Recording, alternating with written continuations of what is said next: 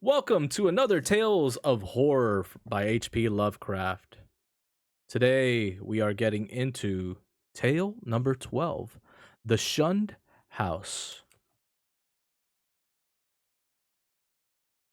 So for today, let me see how long this one is cuz I think this might be a kind of longer story. Um so it's going to be a couple of pages. It looks like it's split into acts as well. It's going to be split into 5 acts. So I'm going to get into the first, second, and yeah, I'll probably end it off on the second, or after the second, should I say, which should be roughly, oh my god, how long is this? Okay, so that's the fourth.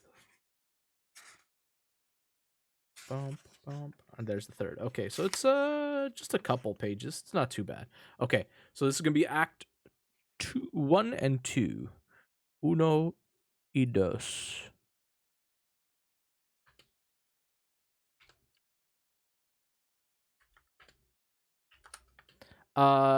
Let's get started into this reading though. Let me just change the title for Twitch. There we go. Here we go. Grab your blankies, grab your snackies, because it's time for a tale of horror. The Shunned House, Act 1. From even the greatest of horrors, irony is seldom absent. Sometimes it enters directly into the composition of the events, while sometimes it relates only to their fortuitous positions amongst persons and places. The later sort is splendidly exemplified by a case in the ancient city of Providence, where in the late 40s Edgar Allan Poe used to sojourn, often during his unsuccessful wooing of the gifted poetess Miss Whitman. Poe generally stopped at the Mansion House in Benefit Street, the renamed Golden Ball Inn, whose roof has sheltered Washington, Jefferson, and Lafayette, and his favorite walk led northward along the same street to Miss Whitman's house and the neighboring hillside churchyard of St. John's, whose hidden expanse of 18th century gravestone had for him a peculiar fascination. Now, the irony is this: in this walk, so many times repeated, the world's greatest master of the terrible and the bizarre was obliged to pass a peculiar house on the eastern side of the street. A dingy, antiquated structure perched on the abruptly rising side hill, with a great unkempt yard dating from a time when the region was partly open country. It does not appear that he ever wrote or spoke of it, nor is there any evidence that he even noticed it. And yet, that house, to the two persons in possession of certain information, equals or outranks in horror the wildest fantasy of the genius who so often passed it unknowingly, and stands starkly leering as a symbol of all that is utterly hideous, unutterably hideous. The house was, and for that matter still is, of a kind to attract the attention of the curious. Originally a farm or semi farm building, it followed the average New England colonial lines of the middle 18th century, the prosperous peaked roof sort, with 2 stories and dormerless attic, and with the Georgian doorway and interior paneling dictated by the progress of taste at that time. It faced south with one gable end buried to the lower windows in the eastward rising hill, and the other exposed to the foundations towards the streets. Its construction over a century and a half ago had followed the grading and straightening of the road in that special vicinity. For Benefit Street, at first called Back Street, was laid out as a lane winding amongst the graveyards of the first settlers and straightened only when the removal of the bodies to the north burial ground made it decently possible to cut through the old family plots. At the start, the western wall had lain some 20 feet up a precipitous lawn from the roadway, but a widening of the street at about the time of revolution sheared off most of the intervening space, exposing the foundation so that a brick basement wall had to be made, giving the deep cellar a street frontage with door and two windows above ground close to the new line of public travel. When the sidewalk was laid out a century ago, the last of the intervening space was removed, and Poe in his walks must have seen only a sheer ascent of dull gray brick flush with the sidewalk and surmounted at a height of 10 feet by the antique shingled bulk of the house proper. The farm like grounds extended back very deeply up the hill, almost to Wheaton Street.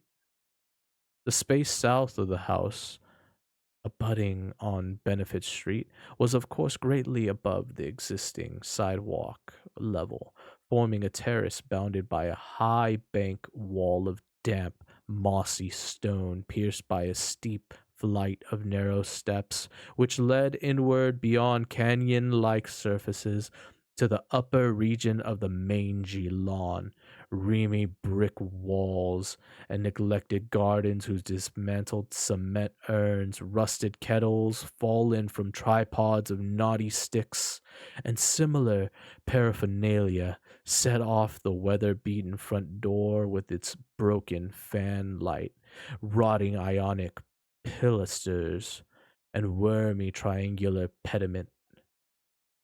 What I heard in my youth about the shunned house was merely that people died there in alarmingly great numbers. That I was told was why the original owner had moved out some 20 years after building the place. It was plainly unhealthy, perhaps because of the dampness and fungus growth in the cellar, the general sickish smell, the draughts of hallways, or the quality of the well and pump water. These things were bad enough, and these were all that gained belief among the persons whom I knew. Only the notebook of my antiquarian uncle, Dr. Eliha Whipple, revealed to me at length the darker, vaguer surmises which formed an undercurrent of folklore among old-time servants and humble folk. Surmises which never traveled far and which were largely forgotten when Providence grew to be a metropolis with a shifting modern population. The general fact is that the house was never regarded by the solid part of the community as in any real sense haunted. There were no widespread tales of rattling chains, cold currents of air, extinguished lights, or faces at the window. Extremists sometimes said the house was unlucky, but that is as far as even they went. That was really beyond dispute is that the frightful proportion of the persons died there, or more accurately, had died there, since after some peculiar happenings over 60 years ago, the building had become deserted through the sheer improbability of renting it. These persons were not all cut off suddenly by any one cause. Rather, it seem that their vitality was insidiously sapped, so that each one died the sooner from whatever tendency to weakness he may have naturally had, and those who did not die displayed in varying degree a type of anemia or consumption, or sometimes a decline of the mental faculties, which spoke ill for the soberness of the buildings, houses, it must be added, seemed entirely free from the noxious quality. This much I knew before my insistent questioning led my uncle to shrew me the notes, which finally embarked us both on our hideous investigation. In my childhood, the shunned house was vacant, with barren, gnarled, and terrible old trees, long, queerly pale grass, and nightmarishly mishapen weeds in the high terraced yard where birds never lingered. We boys used to overrun the place,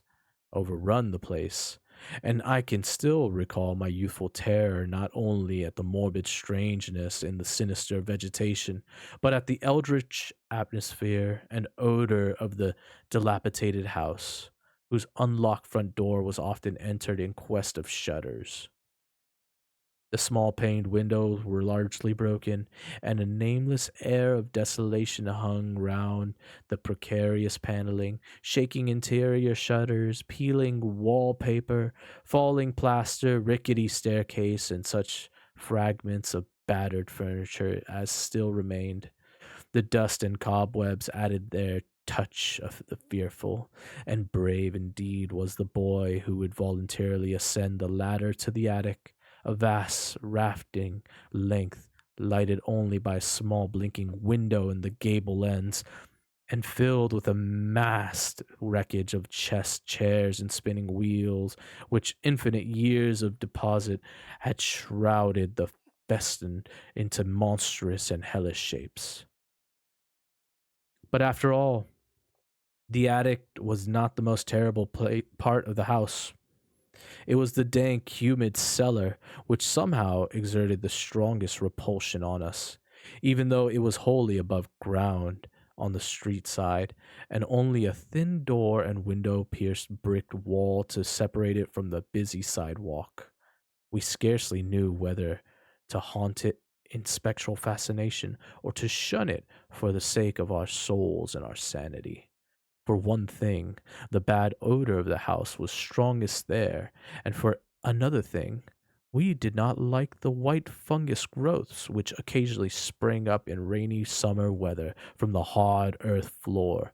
Those fungi, grotesquely like the vegetation in the yard outside, were truly horrible in their outlines, detestable parodies of the toadstools and the Indian pipes, whose like we had never seen in any other situation.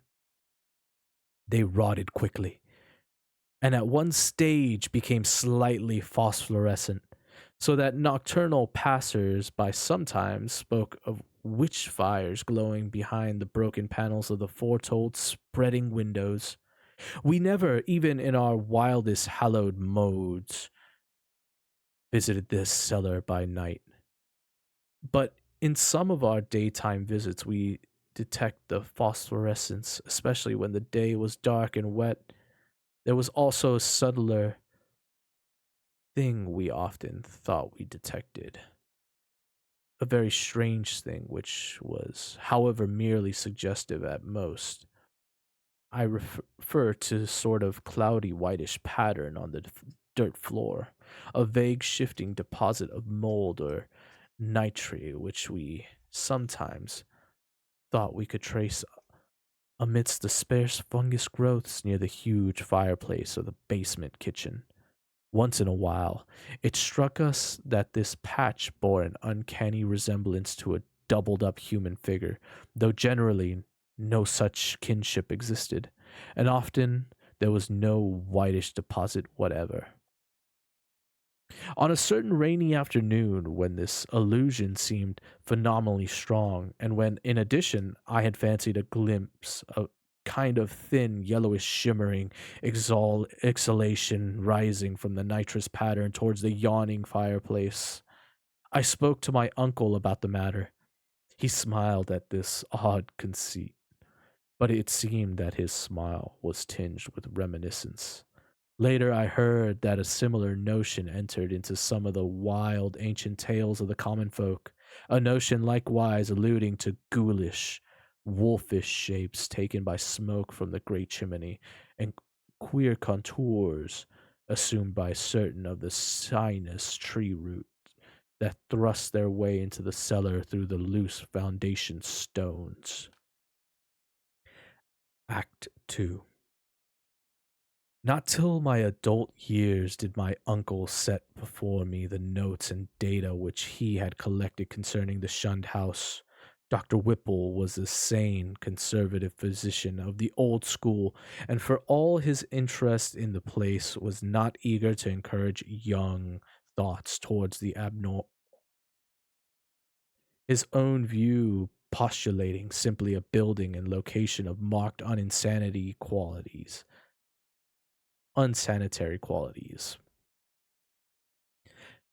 had nothing to do with abnormality, but he realized that the very picturesqueness which aroused his own interest would in a boy's fanciful mind take on all manner of gruesome imagination associations. Imaginative associations. Oh my god, I'm fucking tripping up so much right now. The doctor was a bachelor, a white haired, clean shaven, old fashioned gentleman, and a local historian of note who had often broke a lance with such controversial guardians of tradition as Sidney S. Ryder and Thomas W. Bicknell.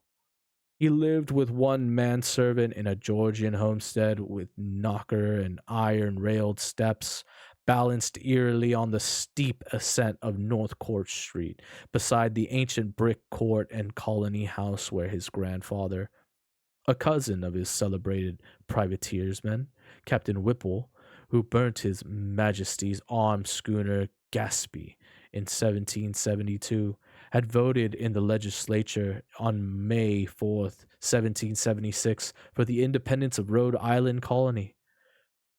Around him, in the damp, low ceiled library, was the musty white paneling, heavy carved overmantel, and small paned, vine shaded windows were the relics of the records of his ancient family, among which were many dubious allusions to the shunned house in Benefit Street. That pest spot lies not far distant, for Benefit runs ledgewise just above the courthouse along the precipitous hill up which the first settlement climbed. When in the end, my insistent pestering and maturing years evoked from my uncle the hoarded lore I sought, there lay before me a strange enough chronicle, long winded, statistical, and drearily geological. As some of the matter was, there ran through it a continuous thread of brooding, tenacious horror, and preternatural malevolence, which impressed even more than it had impressed the good doctor. Separate events fitted together uncannily, and seemingly irrelevant details held mines of hideous possibilities. A new and burning curiosity grew in me, compared to which my boyish curiosity was feeble and inchoate. The first revelation led to an exhaustive research, and finally to that shuddering quest which proved so disastrous to myself and mine. For at last my uncle insisted on joining the search I had commenced, and after a certain night in that house he did not come away with me. I am lonely without the gentle soul whose long years were filled only with honor, virtue, good taste, benevolence, and learning. I have reared a marble urn to his memory in St. John's churchyard, the place that Poe loved, the hidden grove of giant willows on the hill, where tombs and headstones huddle quietly between the hoary bulk of the church and the houses and the bank walls of Benefit Street. The history of the house, opening amidst a maze of dates, revealed no trace of the sinister either about its construction or about the prosperous and honorable family who built it. Yet, from the first, a taint of calamity, soon increased to boding significance, was apparent. My uncle's carefully compiled record began with the building of the structure in 1763 and followed the theme with an unusual amount of detail. The shunned house, it seemed, was first inhabited by William Harris and his wife, Roby Dexter. with their children Elkanah, born in 1755, Abigail, born in 1757, William Jr., born in 1759, and Ruth, born in 1761. Harris was a substantial merchant and seaman in the West Indian trade, connected with the firm of Obadiah Brown and the nephews. After Brown's death in 1761, the new firm of Nicholas Brown and Co. made him master of the brig Providence built of 120 tons, thus enabling him to erect the new homestead he had desired ever since his marriage. The site he had chosen, a recently straightened part of the new and fashionable back street which ran along the side of the hill above crowded Cheapside, was all that could be wished, and the building did justice to the location. It was the best that moderate means could afford, and Harris hastened to move in before the birth of the fifth child which the family expected. That child, a boy, came in December, but was stillborn. Nor was any child to be born alive in that house for a century and a half. The next April, sickness occurred among the children, and Abigail and Ruth died before the month was over. Dr. Job Ives diagnosed the trouble as some infantile fever, though others declared it was more of a mere waste away or decline. It seemed in any event to be contagious, for Hannah Bowen, one of the two servants, died of it in the following June. Elia Linderson, the other servant, constantly complained of weakness, and some have returned to his father's farm in Roebuth. But for a sudden attachment of Mehitabel Pierce, who was hired to succeed Hannah, he died the next year. A sad year indeed, since it marked the death of William Harris himself, enfeebled as he was by the climate of Manteque, where his occupation had kept him for considerable periods during the preceding decade. The widowed Roby Harris never recovered from the shock of her husband's death or the passing of her firstborn, Elkanah. 2 years later, with the final blow to her reason, in 1768, she fell victim to a mild form of insanity and was thereafter confined to the upper part of the house. Her elder maiden sister, Mercy Dexter, having moved in to take charge of the family. Mercy was a plain, raw boned woman of great strength, but her health visibly declined from the time of her advent. She was greatly devoted to her unfortunate sister, and had an especial affection for her only surviving nephew, William, for who from a sturdy infant had become a sickly, spindling lad. In this year, the servant Mehitabel died, and the other servant, Preserved Smith, left without coherent explanation, or at least with only some wild tales and a complaint that he disliked the smell of the place. For a time, Mercy could secure no more help, since the 7 deaths and case of madness all occurred within 5 years' space, and begun to set in motion the body of the fireside rumor, which later became so bizarre. Ultimately, however, she obtained new servants from out of town. Anne White, a morose woman from that part of the Kingstown, now set off as the township of Exeter, and capable Boston man named Zenas Lowe. It was Anne White who first gave definite shape to sinister idle talk.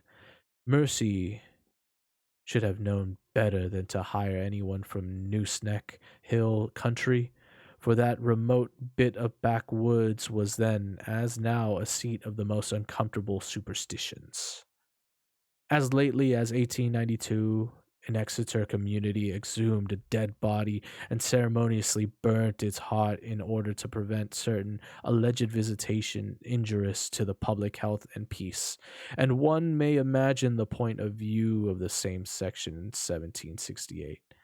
Anne's tongue was perniciously active, and within a few months Mercy discharged her, filling her place with the faithful and amiable Amazon from Newport, Maria Robbins.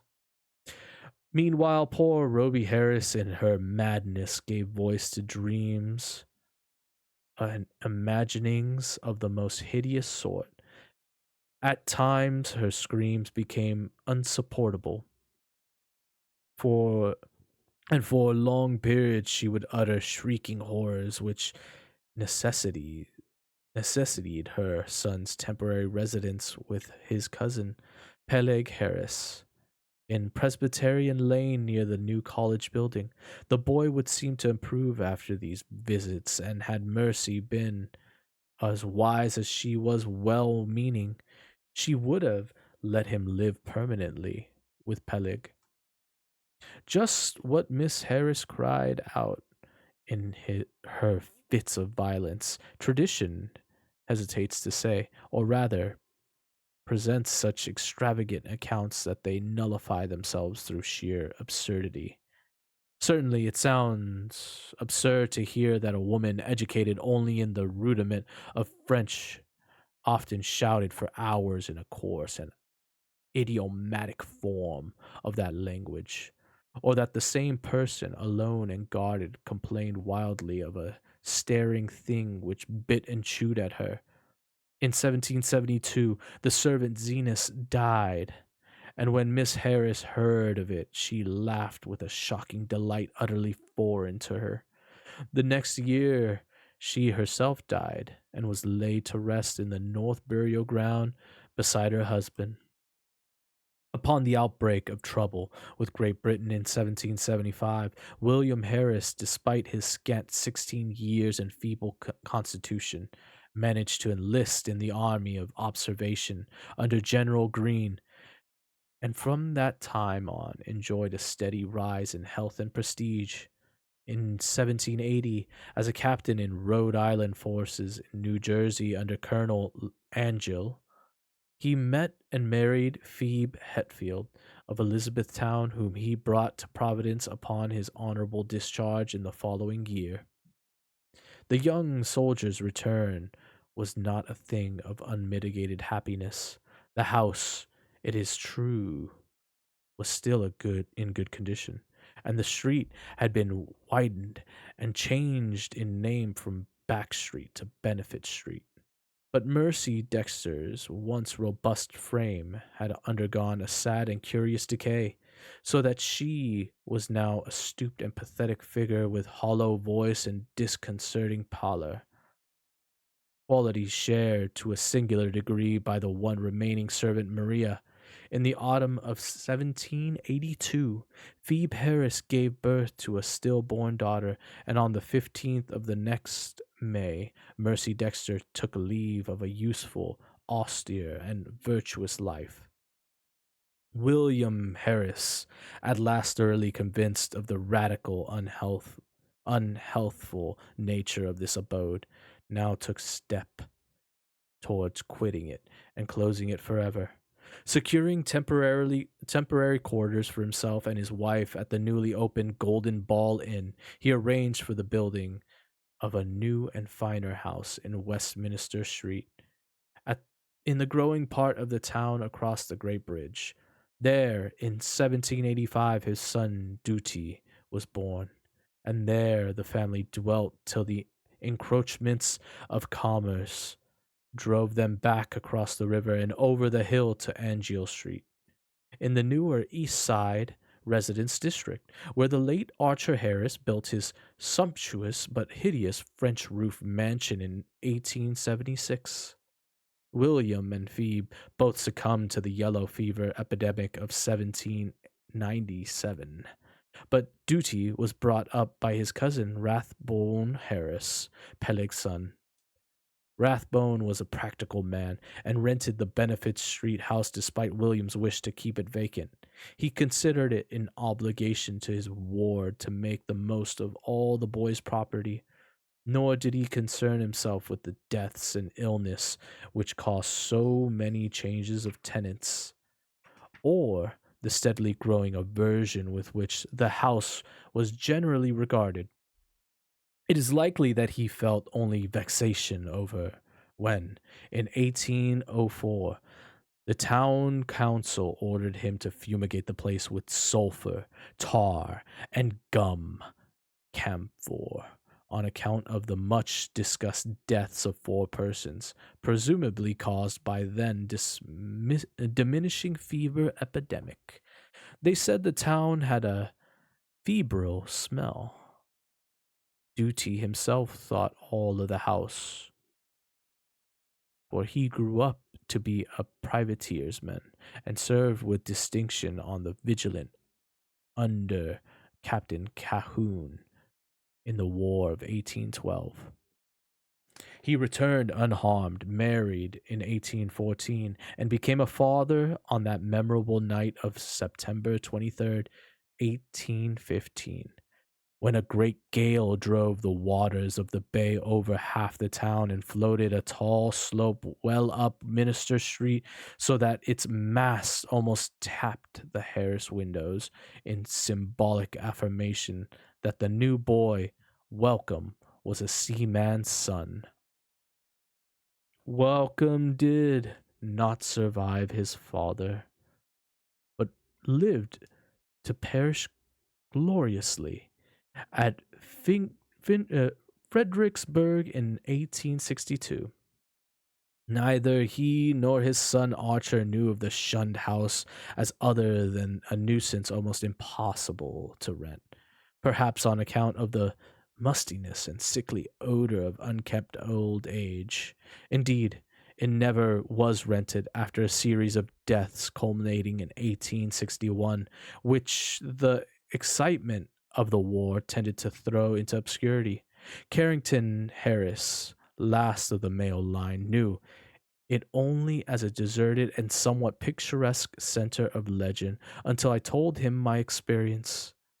He had meant to tear it down and build an apartment house on the site, but after my account decided to let it stand, installing plumbing and renting it, nor has he had any difficulty in obtaining tenants. The horror has gone.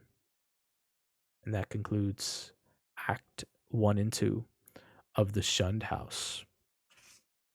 Ooh, spooky little tale. Little tale about fungus and black mold. Ooh. I'm kind of curious as to like what the rest of this story is gonna be like. All right. If you guys want, you can tune in for next time. That was The Shunned House, Act 1 and 2. We'll be back tomorrow with another reading. We'll try to finish that off for tomorrow. Thank you to everybody. If you're watching from YouTube, make sure you hit the like, subscribe down below. There's going to be some boxes that will pop up down over here in these sections or over here. It's going to be for the Grimm's Fairy Tales and the Tales of Horror and stuff like that. Go check those out. I greatly appreciate all your support. I am going to head off, and I'll see you on the next reading. Later. Bye, bye, bye, bye, bye, bye, bye.